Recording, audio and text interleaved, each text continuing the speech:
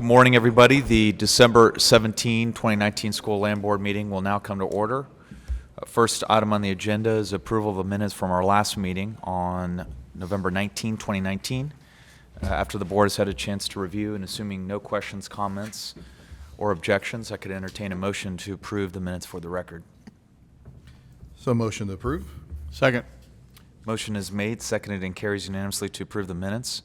Next item on the agenda is the approval of the consent agenda. After the board has had a chance to review and assuming no questions, comments, or objections, I can entertain a motion to confirm the consent agenda as posted. Commissioner, I have one question. Sure. And help me, who am I addressing this to? Probably either Robert Hatter or Ken Mills should be able to answer that question. So I understand the consideration and action of pooling the applications, but what is the considering action production sharing agreement? Robert Hatter with Energy Resources. Production sharing agreements are typically done when there are existing units. Like in the Eagle Ford, you may have an entire area where you have pooled units. Right. But the company wants to come in and drill additional wells across those units. And so what we'll do is participate based on length of productive lateral of those wells that are drilled across existing leases and or units.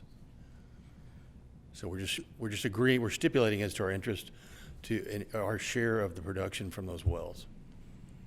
But is it in a different depth formation, or is it's the same operator that you have been with from the beginning on? It could be different depths. You know, we'll separate it as to acreage.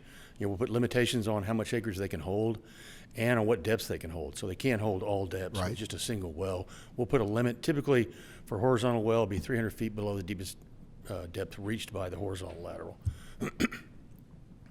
Okay. Thank you. Thanks for the clarification. No further question. I motion to approve. Second. Motion is made and seconded and carries unanimously to approve the consent agenda as posted. Items number 3 through 5 will be held in executive session.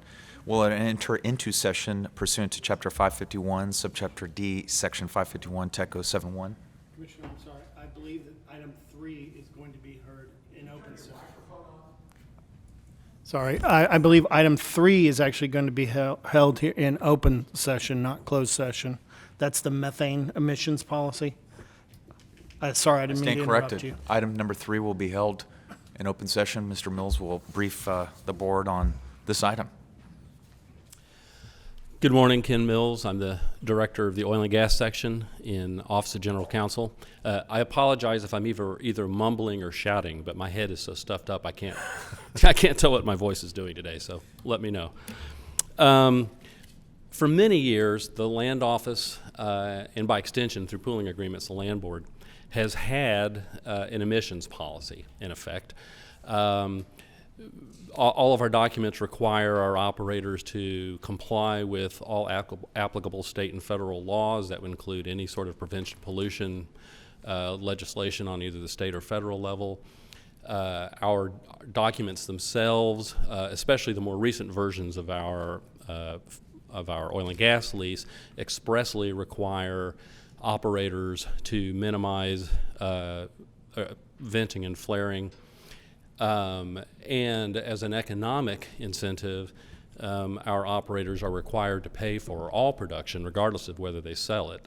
They pay us a royalty on what we call non-sales dispositions, which include any vented gas, because all that production is metered, as soon as it comes out of the ground. So we know how much volume is produced, and whether they sell it or flare it or inadvertently vent it or whatever happens to it, the school fund's still getting a royalty.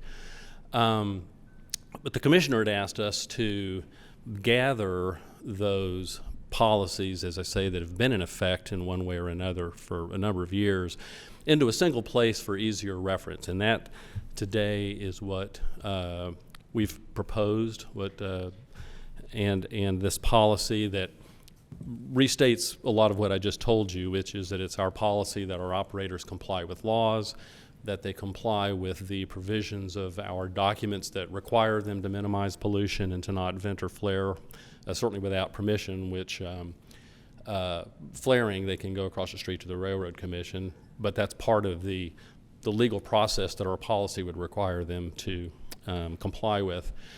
And in this, this policy goes on to encourage industry to participate in their own efforts to minimize methane emissions.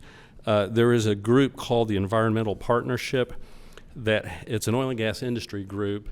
If you look at their webpage, members include, it's approximately 65 to 70 companies, including, just to name a few, because there are very familiar names around here in terms of being lessees: Anadarko, Apache, BP, Chevron, Devon, EOG, Oxy, Pioneer, XTO. These are large producers who are voluntarily sharing information with each other on ways to reduce the impact of the increased production, particularly in the Delaware Basin and generally in the Permian Basin. University Lands has also adopted a number of best practices that we're proposing in our policy, also encouraging industry to adopt those same practices. And with that, as I say, it's just an effort to bring together all the different areas where we've already encouraged industry for a number of years to make sure they're doing everything they can to reduce emissions, but putting it in one place so that they can be presented to people on request or in any other context so that people know what the agency's policies are. I'm happy to answer any questions. And we would propose that the board, I should say that by extension, since these things are built into our leases, and pooling agreements, are built on leases. Pooling agreements, which you approve, are just allowing somebody, very much like production sharing agreements, are very similar sorts of arrangements, allowing somebody to drill a long lateral that's going to cross boundaries and just agreeing to how the production gets shared between tracts. But the leases that underlie those pooling agreements remain in effect. And so to some extent, pooling also incorporates all these same methane policies and emissions policies and prevention pollution policies. So staff would just recommend that the board approve this policy. I'm happy to answer any questions. I'm confused. And what are we approving? It's not a rule, but it's the policy of the agency and of the land board in encouraging industry, partly encouraging industry to do what it can to reduce emissions, but also reminding them that the documents they've signed require them to follow all laws to prevent pollution and to reduce, for example, to reduce emissions. So are you telling me that right now the leases do not allow flaring? Because there's like a BCF a day in the Delaware being flared. I'm sure No, a lot our of that's got to leases be on do not allow venting and flaring. That is correct. And royalties are charged on that production because it's metered before it goes to a flare stack. Well, but you're saying they're not allowed to flare. Yes, sir. We have, I think, 2 human beings who drive around all day monitoring our lessees. When we're aware of it, either made aware of it or discover it on our own, that is an enforcement item that somebody will go and talk to the operator. There was, for example, a recent occurrence brought to our attention of some flaring, or venting rather, and staff got on the phone to that operator that day, and that operator sent somebody out.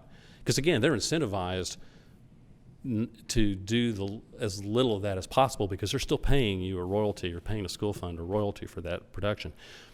In that particular instance, flare stacks have a pilot light.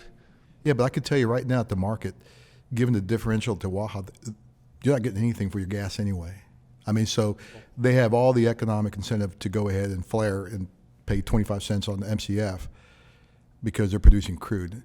And the other problem is that they also, I bet you there's a lot kind of on the eastern side of the Delaware that has H2S. So if they're flaring with H2S. Well, again, we don't allow anybody to do that. We prohibit it. Now, I do not think that the land office has the staff to be physically present at every facility in West Texas on a daily basis to make sure that's not happening. And as and when staff is able to inspect a facility and discovers that's going on, I can't actually speak to what the field inspector does, but that there is action taken to make that stop, or if it's supposed to be flared rather than vented, to make sure that that flare stack pilot light is on, so it's burning it rather than just letting it go. If it's reported to us, as I say, we respond and we do the best we can. Yeah, if you only have 2 people in West Texas, you're not going to get there. Because like I said, the latest numbers were a BCF a day. That's a lot of gas flared. You fly over Culberson, Reeves County, it's lit up. Well, flaring, as opposed to venting, flaring is something that a company can get permission from the Railroad Commission to do under certain circumstances that they regulate. So flaring, while we still discourage it, is at least something that is subject to regulation and is also visible. So if somebody says, hey, I wonder if this facility where I see a giant flare, I wonder if they have permission to flare that production, they could check with the Railroad Commission. Unfortunately, venting, where the methane is not burned, is not flared, which is much more problematic, is also extremely difficult to see because it's an odorless, colorless gas. There are very expensive cameras that will take an image where it's more visible, but it's a much harder problem to detect, unfortunately. Okay. I mean, I agree.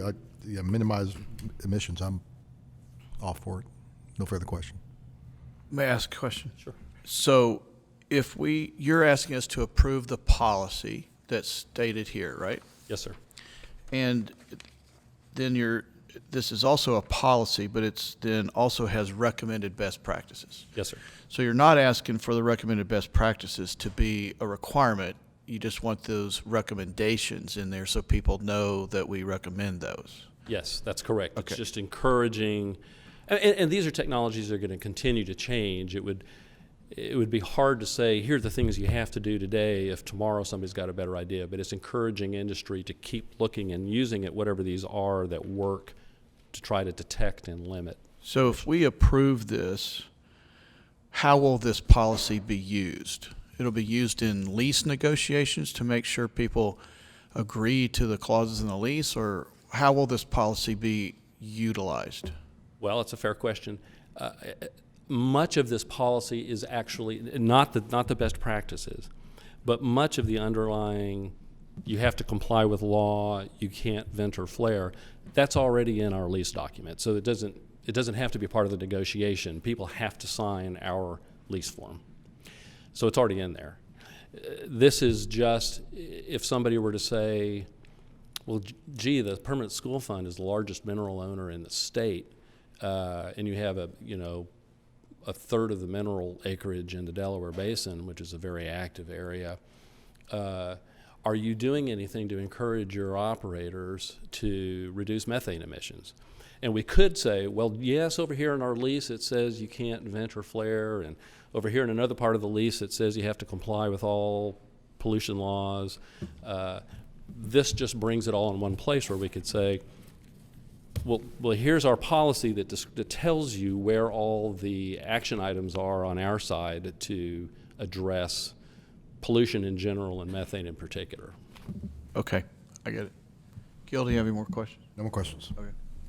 I have more of a statement. I just want to thank Ken and staff for putting this together. As you've stated, much of the requirements are already in the standard form lease, which we restructured just a few years back. But I think with this issue kind of front and center, particularly in the Permian and the Delaware, that it was important for our agency to join the University Board for Lease with more of a policy statement to communicate not only to legislators, to the public, but also to some of our partners in the Western States Land Commissioners Association.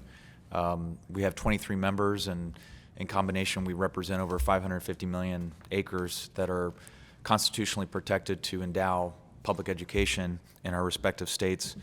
And so being a leader in the oil and gas space, and with the decision we'll make hopefully later today on alternative energy that we put out a broad policy statement that is collaborative in nature, works with the other large mineral portfolio, public portfolio that the University Land System, and then working with industry, as you've outlined, Ken, TEXOGA, IPAA, API, PBPA, as well as private industry to make sure that we're engaged with the nonprofit and environmental groups as well in the area. So really appreciate your hard work, and I will be the first to move that we approve this policy statement. Second. All those in favor? Aye. Aye. Those against? Motion passes. Thank you, Ken. Thank you very much. Carries unanimously. Next item on the agenda is number 4 and 5. We will enter into executive session pursuant to Chapter 551, Subchapter D, Section 551, Tech 071, Texas Government Code for discussion consideration regarding pending or contemplated litigation or settlement offers, and also seek, receive attorney advice or counsel-related items 4 and 5 on the docket. We'll also enter into session under subsection 551 Tech 072 for discussion consideration concerning purchase, sale, exchange, lease, or value of real property related to items 4 and 5 on the docket. After deliberation, we'll reconvene an open session to complete the docket. The open session of the December 17, 2019 School Land Board meeting will resume with item number 4. Good morning, Board. Ken Mills, Director of the Oil and Gas Section in the Office of General Counsel. Staff recommends approval of the amendment of the groundwater lease as described in executive session. I'd be happy to answer any questions. Any questions from the board at this time? So move to approve? Second. Motion is made, seconded, and carries unanimously to approve item number 4. Thank you. Thank you, Ken. Next on the agenda is number 5. Thank you, Mr. Chairman. Members, for the record, Rusty Martin, Chief Investment Officer. Approval of this agenda item would constitute your approval of an investment by the General Land Office on behalf of the Permanent School Fund in Macquarie Infrastructure Partners 5 LP, MIP 5. The IEC is recommending that TexGlow invest $350 million on behalf of the Permanent School Fund in MIP 5. MIP 5 is a $5 billion commingled closed-end investment fund sponsored by Macquarie Infrastructure Partners. That's a follow-on to Macquarie Infrastructure Partners 4. MIP 5 will continue the strategy employed by MIP 4, which consists of focusing on developing a diversified portfolio of high-quality core infrastructure assets located primarily in the U.S. and Canada. The fund will target investments that offer essential services to communities and that provide sustainable, predictable, long-term cash flows. MIP is an entity within the Macquarie Infrastructure and Real Assets Platform, MIRA, which is a global leader in infrastructure investment and asset management with 25 years of experience and approximately $67 billion of equity under management. The GLO has a long-standing relationship with both MIP and MIRA that began in 2008 and has resulted in total original capital commitments of $400 million across 3 funds, Macquarie Infrastructure Partners 2, 3, and 4. The MIP 5 proposal was presented to and discussed with TexGlow investment management staff and the Townsend Group in meetings and conversations between June and November of this year by MIP principals. Investment management staff subsequently performed due diligence on MIP 5 during October and November. In addition, MIP principals made a detailed presentation to the IEC and Townsend on December 5th. In conjunction with this ongoing discussion, review, and analysis, investment management staff worked with Townsend and legal counsel to ensure that the investment fits within the framework of the TexGlow PSF investment policy statement and is in the best interest of the Permanent School Fund.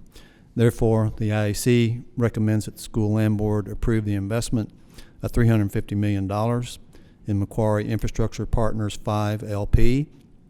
And as usual, your approval of this transaction is contingent upon investment management's completion of the negotiation and finalization of the legal documentation associated with the proposed investment in MIP 5. And with that, I'm happy to answer any questions. Questions from the board? So move to approve? Second. Motion is made, seconded, and carries unanimously to approve item number 5. Next on the agenda is number 6. Thank you, Mr. Chairman. Members, approval of this item would constitute school land board approval of the release of funds from the real estate special fund account, which I'll refer to as the RESFA, to the permanent school fund liquid account for temporary investment by the State Board of Education until needed by the General Land Office to fund capital calls related to new and existing school land board investments in the RESFA. As you will recall, House Bill 4388 in the last legislative session amended Section 51 of the Natural Resources Code by adding Section 51.414, which created a permanent school fund liquid account. The main purpose of that bill was to create that liquid account in order to provide for the temporary investment by SBOE of money in the RESFA committed by the school land board to new and existing investments, awaiting capital calls by the school land boards and external investment managers. The bill gives the SBOE the authority to invest the money in the liquid account in liquid assets, to keep any investment income or realize capital gains from those liquid assets, and to use the funds in the liquid asset fund to pay for the administrative costs associated with managing the liquid account. In conjunction with the creation of liquid account, school land board is required to adopt a resolution to temporarily release from the RESFA funds that are not required for the school land board's anticipated cash needs for the 90-day period following the date of the meeting. If the school land board's cash needs subsequently exceed the amount available in the RESFA during the period, the SBOE is required to release an amount requested by the school land board within 5 days of the request. The school land board approved, as you will recall, an initial release of $3.9 billion from the RESFA to the liquid account on August the 29th of this year. And that amount was subsequently released to the school by the school land board on September 3rd. Since the money was released, SBOE has invested about $780 million of the $3.9 billion in a liquid fixed income portfolio that mimics the Bloomberg Barclays U.S. Aggregate 1 to 3 year index. That portfolio currently has a duration of about 1.5 years and a yield to maturity of about 2.17%. Investment management staff has estimated the school land board's cash needs for the 90-day period December 1st through February 29th to be approximately $449 million. There is currently approximately $359 million in the RESFA at the State Treasury, and investment management staff estimates that approximately $435 million in revenue will be deposited into the RESFA from oil and gas royalties and bonus and investment earnings during the period. Thus, investment management estimates that the cash balance in the RESFA at the end of the second quarter will be approximately $345 million. The market value of the investment portfolio is approximately $4 billion.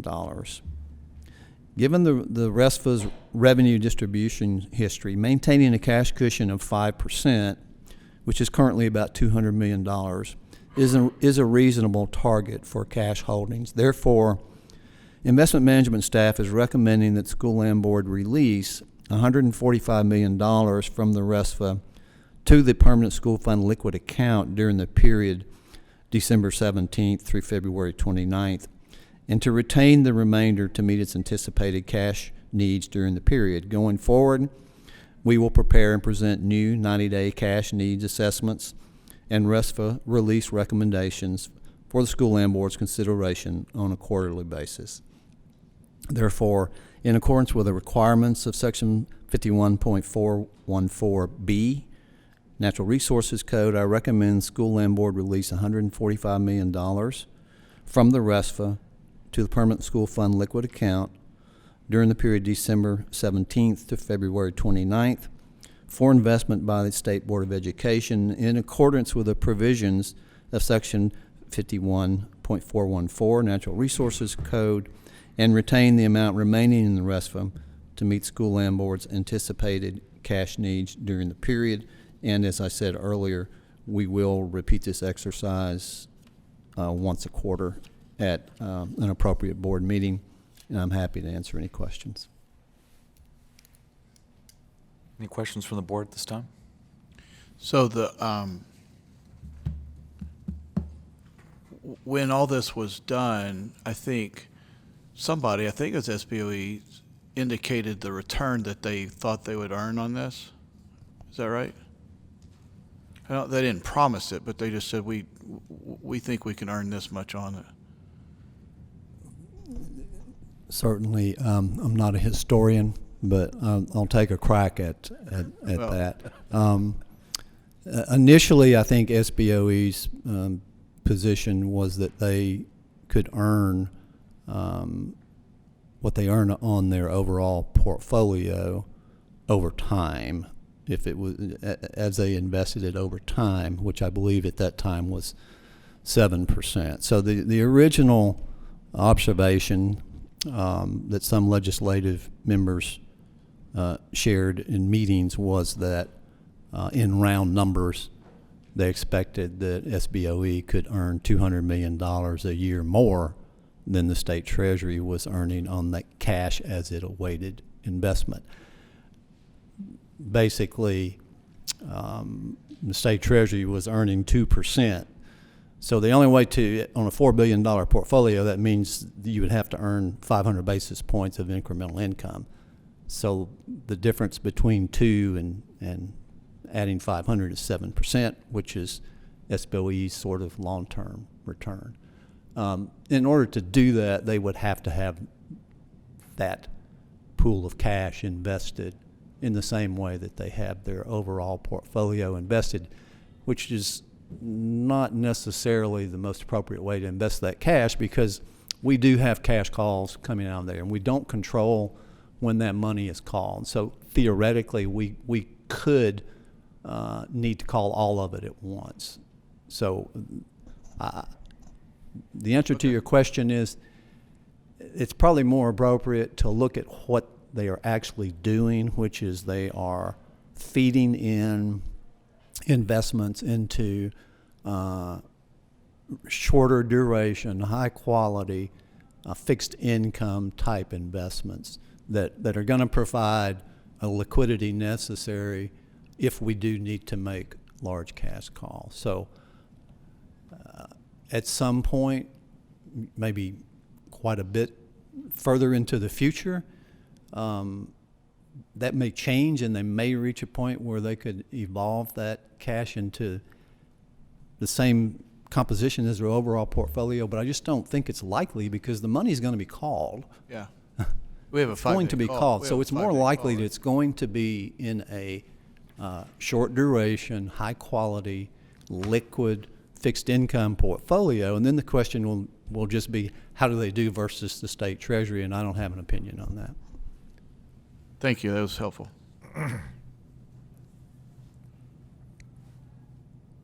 No questions. Any questions?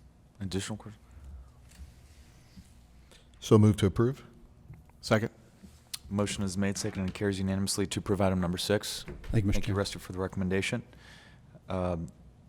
Before we adjourn, just want to recognize Augustine Hernandez, landman from Big Spring. Appreciate you coming in. Byron Bevers with Lane Water Midstream. Appreciate the partnership. And Connie and Johnny Jennings, who had an item on the consent agenda. Appreciate you coming as well. We always love having visitors. With no further business before the board, we are hereby adjourned.